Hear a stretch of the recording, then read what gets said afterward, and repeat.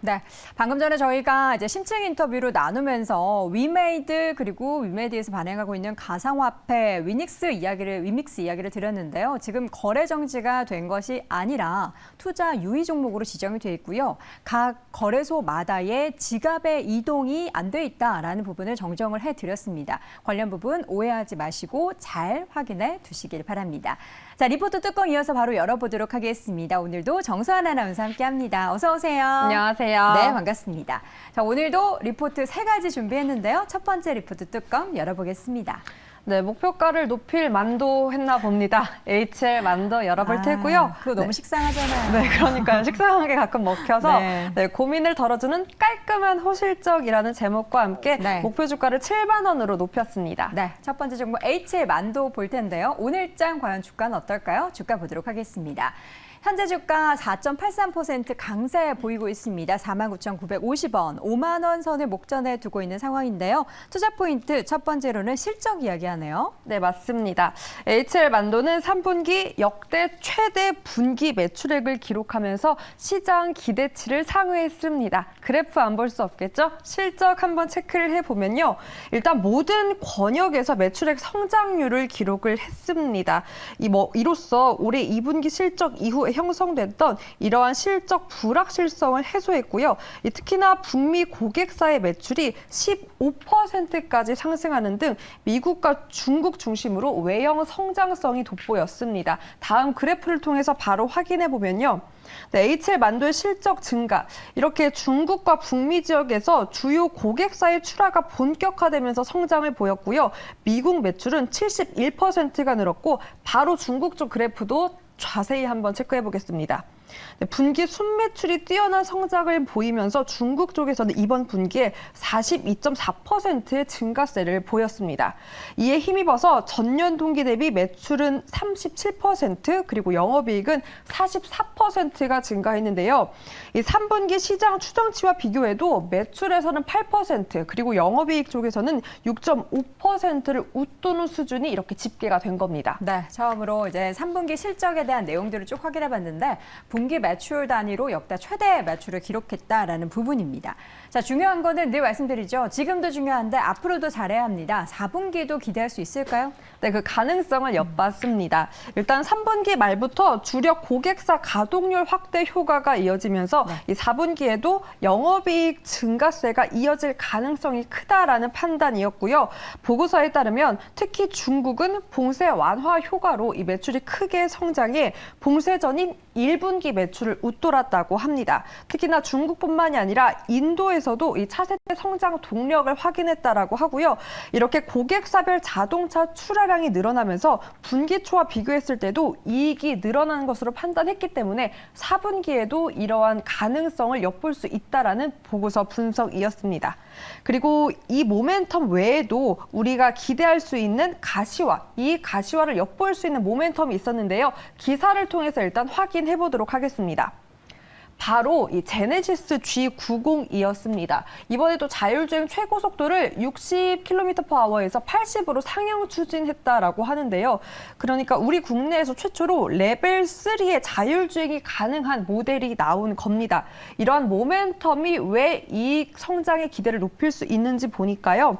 이 기존 핵심 센서들을 통합해 납품하는 첫 차종이 될 수 있고, 그렇다면 HL 동사의 만도의 이 자율주행 경쟁력이 재부각될 수 있다라는 판단이 선 거고요. 이러한 모멘텀으로 4분기 영업이익 증가 가능하다라는 판단이 쓴 겁니다. 네, HL 만도 지금 전반적으로 일단 3분기도 좋았지만 4분기에 기대할 만한 모멘텀이 많은 상황입니다. 그렇다면 최근에 단기적인 주가 상승 이후에 추가적인 상승 얼마나 나타날 수 있을까요? 주가 차트를 좀 보도록 하겠습니다.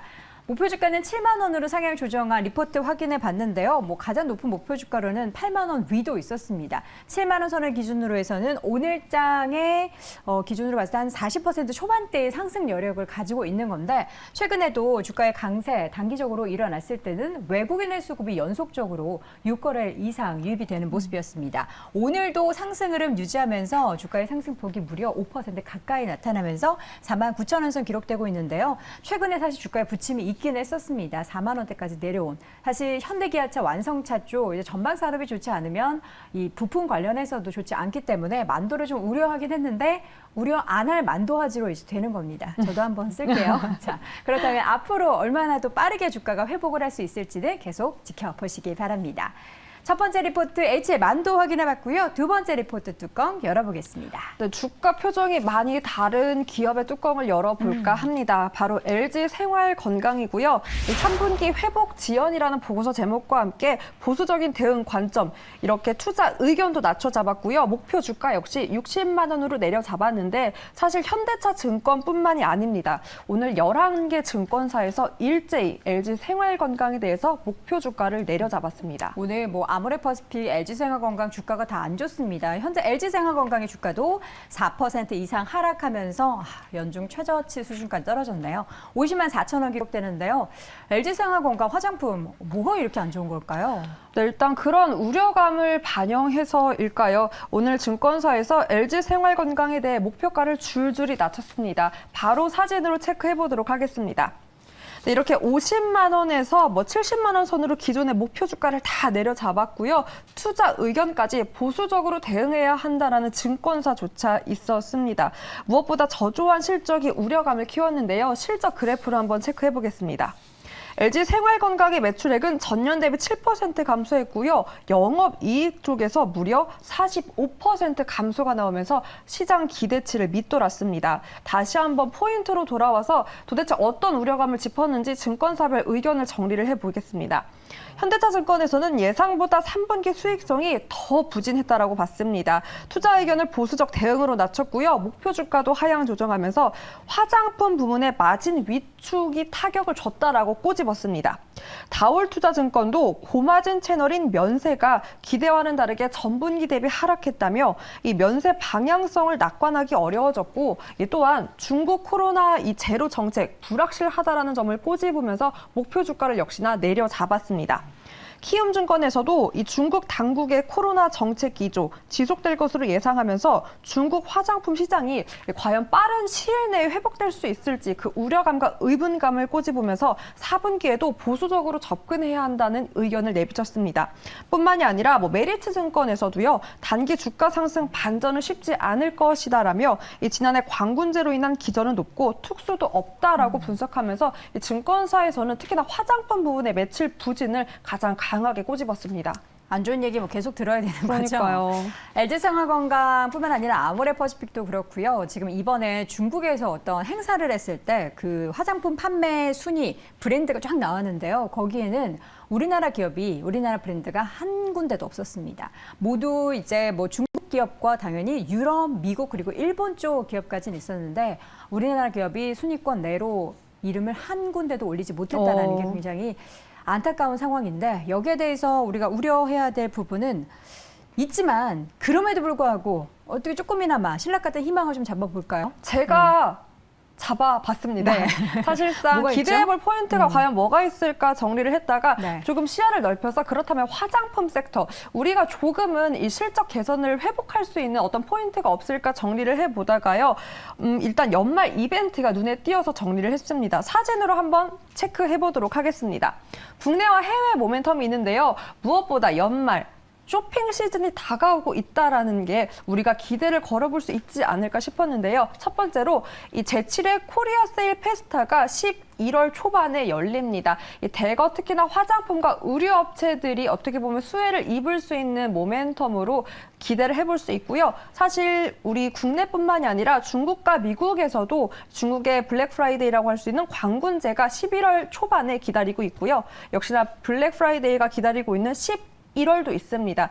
특히나 미국은 또 소비 국가로 연말 크리스마스 시즌까지 기다리고 있기 때문에 화장품 쪽의 매출 기대, 이러한 이벤트 모멘텀을 받는다고 하면 조금은 개선되지 않을까 싶었고요. 다시 한번 포인트로 와서 마지막을 짚어본다면 특히나 이 미국과 일본 쪽에서의 매출 성장이 눈에 띄고 있습니다. 저희가 사실 올리브영 관련된 기업 리포트에서도 짚었던 게 로맨 브랜드가 일본 쪽에서 굉장한 매출 성장을 기록하고 있다고 하는데요. 이러한 쪽에 기대감도 걸어본다면 중국의 부진함도 조금은 회복할 수 있지 않을까 기대감을 걸어볼 수 있을 것 같습니다. 여기서 이제 약간 재뿌릴 수 있는 얘기는 이제 중국이 그동안 차지했었던 그 파이가 너무 워낙에 많았죠. 크기 때문에 아무리 일본과 미국이 매출 성장세가 보인다고 하더라도 좀 제한적이다 이런 얘기입니다. 그리고 좀 아쉬운 건요. 코리아 세일 페스타 할인율 만족하십니까? 아, 사실 만족할 수 없습니다.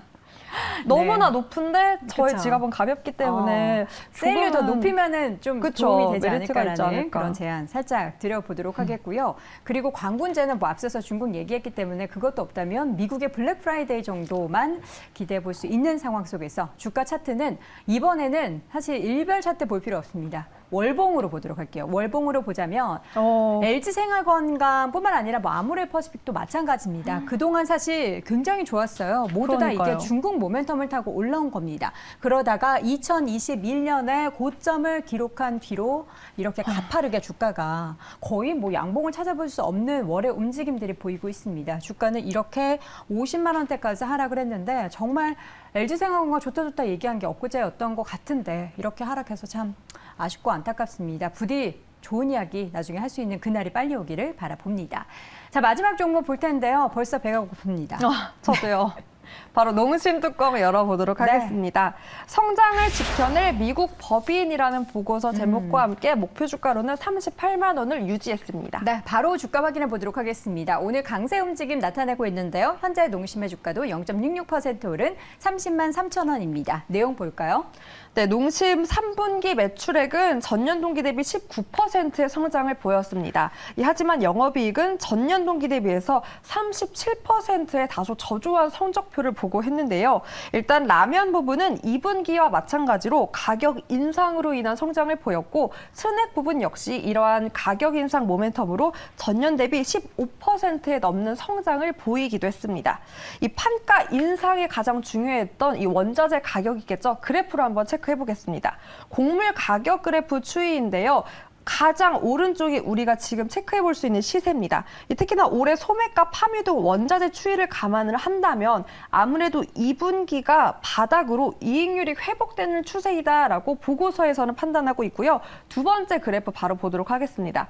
이렇게 원자재도 조금은 우려감을 덜어내고 있고 무엇보다 이 농심의 해외 매출 비중 계속해서 늘어나고 있습니다. 수출과 해외 법인이 늘어나면서 특히나 미국 부분에서 이 공장 가동률이 상승하고 있는 부분을 가장 긍정적으로 꼽았는데요. 이미 기존에 예상했던 연간 매출액 700억 원을 이미 상회하는 기록을 달성했다라고 합니다. 게다가 그 가능성까지 높였고요. 아직 가격 인상이 또 진행되지 않은 이 해외 법인들이기 때문에 만약에 그 가격 인상까지 받는다고 하면 실적 개선, 아까 제가 짚었던 영업이익의 저조함, 개선세를 보일 수 있지 않을까 하는 기대감을 이 부분에서 키웠습니다. 네. 근데 가격 인상 안 해도 되는 게 달러가 워낙에 20-30% 올랐기 때문에 수출주로서의 매력도 농심이 가지고 있는 게 아닌가라는 생각이 드는데 앞으로의 성장도 계속해서 기대할 만하겠죠? 네, 그렇다고 합니다. 일단 농심 2분기에서 별도 영업이익이 30억 원의 사실 적자를 기록했는데요.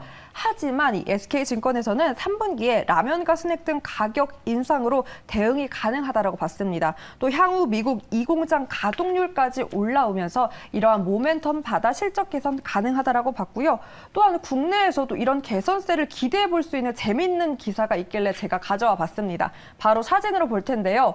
네, 22년 전국 라면 인기 지도라고 이 닐슨 IQ 코리아가 올해 3분기 이 누적 라면 시장 데이터를 집계한 결과입니다. 무려 라면 4사의 제품별 판매 순위에서 1위 농심 신라면이 차지했고요. 그 뒤를 짜파게티 안성탕면이 이었는데 너무 재밌는 건 정말 전국 8도에서 다 1위가 신라면이더라고요.